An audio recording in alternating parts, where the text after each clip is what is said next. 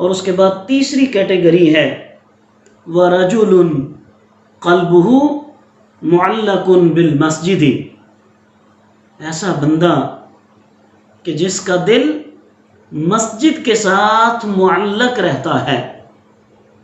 بندہ خدا ذرا غور کریں، آج تو مسجد میں جاتے ہیں اور اپنی گھڑی پہ نظر ہوتی ہے کہ ابھی جماعت میں کتنا وقت رہتا ہے۔ مسجد میں جا کر جیسے بے چینی کی کیفیت بن جاتی ہے، اگر کہیں 2 سیکنڈ انتظار کرنا پڑ جائے تو وہ بڑی اذیت ناک لمحات ہوتے ہیں۔ اور وہی لوگ اگر کسی شادی بیاہ کی تقریب میں جائیں، گھنٹوں انتظار کرنا پڑے تو انہیں کوئی تکلیف نہیں ہوتی۔ وَرَجُلٌ قَلْبُهُ مُعَلَّقٌ بِالْمَسْجِدِ، بندہ خدا اپنے دل کو اللہ کے گھر کے ساتھ جوڑیے، اپنے دل کو اللہ تبارک و تعالیٰ کے گھر کے ساتھ معلق کیجئے۔ ایک نماز پڑھ کے آئیں تو آپ کے کان منتظر ہوں کہ دوسری نماز کے لیے بلاوا کب آئے گا۔ ایک نماز کا سجدہ کر کے واپس آئیں، آپ کی پیشانی تڑپ رہی ہو دوسری نماز کے سجدے کے لیے۔ بندگان خدا اپنے دلوں کو اللہ کے گھروں کے ساتھ جوڑ کے رکھیے۔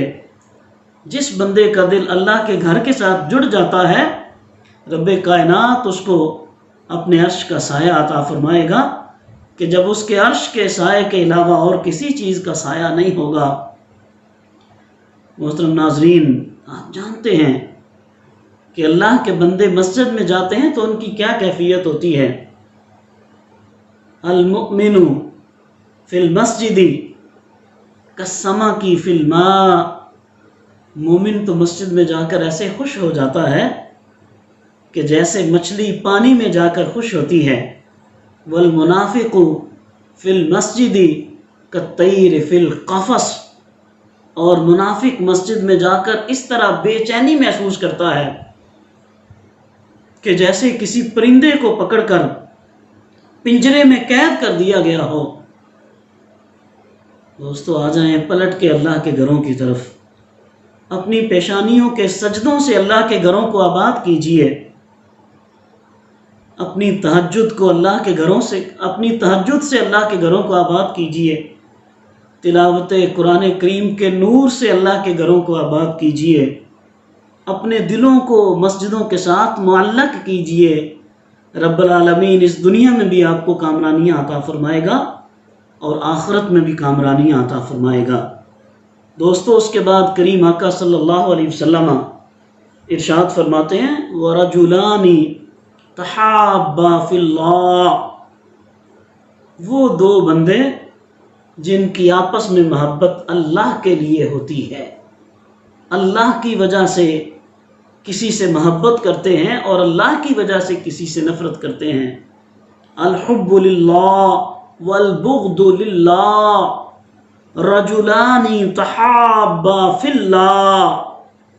آج تو لوگوں کو کاروبار کی وجہ سے ایک دوسرے سے محبت ہے، شراکت داری کی وجہ سے محبت ہے، بزنس فیلو کو آپس میں محبت کرتے ہیں ایک دوسرے کے ساتھ، ذات اور برادری کی وجہ سے محبت کرتے ہیں، شعبے اور پیشے کی وجہ سے محبت کرتے ہیں۔ بندگان خدا اپنی محبتوں کا مرکز و محور اللہ تبارک و تعالیٰ کی ذات کریمہ کو بنائیے۔ اللہ رب العزت کی ذات کریمہ کی وجہ سے آپس کی محبتیں ایک دوسرے کے ساتھ قائم کریں۔ آپس میں جو تمہارا تعلق ہو اللہ کی وجہ سے ہو، اخلاص اور للہیت کے لیے ہو، کسی ذاتی منفعت کی وجہ سے نہ ہو، کسی ذاتی فائدے کی وجہ سے نہ ہو۔ اپنی محبتوں کو اللہ تبارک و تعالیٰ کی محبت کے تابع کیجئے۔ دوستو کتنے خوش قسمت ہیں کہ جن کا بیٹھنا اٹھنا اللہ کی محبت کی وجہ سے ہوتا ہے، جن کا اجتماع اور اجتماع سے جدا ہونا یہ اللہ کی محبت کی وجہ سے ہوتا ہے۔ اجتماع علیہ وتفرقا علیہ، اللہ کی محبت پہ جمع ہوتے ہیں اور اللہ کی محبت میں ایک دوسرے سے جدا ہوتے ہیں۔ اللہ ہم سب کو یہ توفیق عطا فرمائے کہ ہم آپس میں محبتیں اللہ کی وجہ سے کریں۔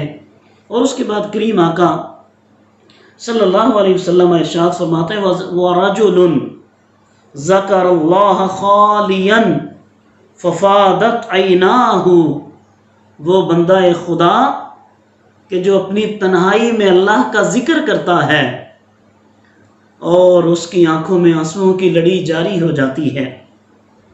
خلوتوں میں اللہ تبارک و تعالیٰ کا ذکر کرتا ہے، اپنی تنہائیوں کو اللہ کے ذکر سے آباد کرتا ہے، اپنی خلوت کو اللہ کے نور سے منور کرتا ہے۔ وَرَجُلٌ ذَكَرَ اللَّهَ، دوستو اللہ کا ذکر کرو، اللہ کا ذکر کرنے والے بن جاؤ، اللہ کے ذکر سے اپنے دلوں کی دنیا کو آباد کر لو، اللہ کے ذکر سے تم اپنی دنیا کو آباد کرو، اللہ تمہاری آخرت کو آباد کر دے گا، اللہ تمہاری برزخ کی منزلوں کو آسان فرما دے گا، اللہ تمہاری حشر کی منزلوں کو آسان فرما دے گا۔ ففادت عیناہ، کبھی اپنی آنکھوں کو اللہ کی یاد میں رلا لیا کرو، کبھی تنہائی میں بیٹھ کر اپنے رب سے چند باتیں کر لیا کرو، کبھی تنہائی میں خلوت میں بیٹھ کے اپنے رب سے گفتگو کر لیا کرو، اللہ تبارک و تعالیٰ کے ذکر سے اپنی تنہائی کو آباد کرو۔ میرے دوستو، آپ کے تنہائی کی محفلیں بھی فیس بک اور واٹس ایپ پہ گزرتی ہیں، آپ کی تنہائی بھی پتہ نہیں کس طرح کے خیالات میں گزرتی ہے، کیا کیا سوچ آپ کے ذہن میں آتی ہے، شیطان کن چکروں میں آپ کو ڈال کے رکھتا ہے۔ دوستو آؤ اپنی تنہائی کو اللہ کے ذکر سے آباد کریں، اللہ تبارک و تعالیٰ کے ذکر کو اپنے دلوں میں بسا لیں، اور ہمارے دلوں کی جو بے آباد بستیاں ہیں، ویران بستیاں ہیں، وہ اللہ کے ذکر سے آباد ہو جائیں۔